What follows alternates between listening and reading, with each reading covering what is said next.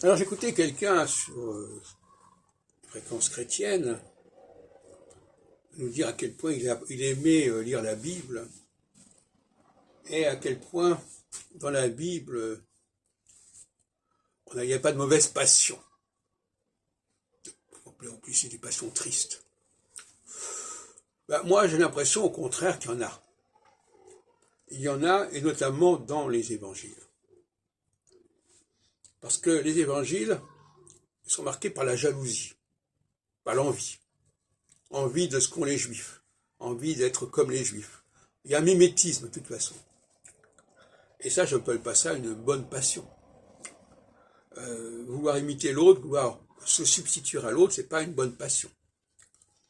Et l'autre jour, j'entendais une émission à ce sujet auprès des enfants, le catéchisme. Alors on leur dit,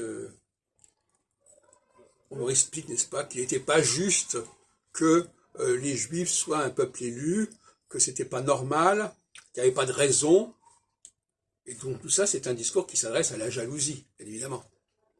Donc eux, ils sont jaloux là, et alors ils sont tout contents d'apprendre que celui qui avait obtenu, qui avait tel et tel degré, tel et tel statut, va le perdre, parce qu'il a commis une faute ou un péché quelconque.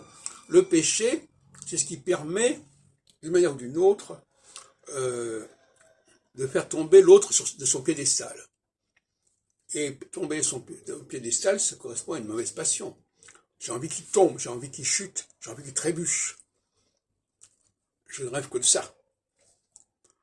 Et donc quand on lit les évangiles, on peut avoir une sorte de jubilation dans cette ligne-là.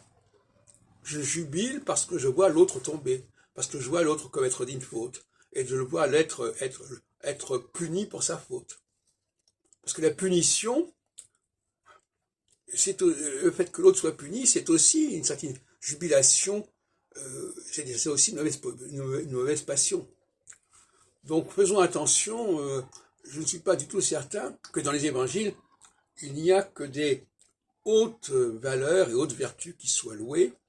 J'ai l'impression qu'on va un peu dans une sorte de démagogie. D'ailleurs, quand Jésus s'adresse aux Galiléens, qui sont des populations un petit peu mises sur la touche et qui est un petit peu ostracisées, il est évident qu'il va travailler sur leurs envies, sur leur jalousie. Bon, comment faire autrement ?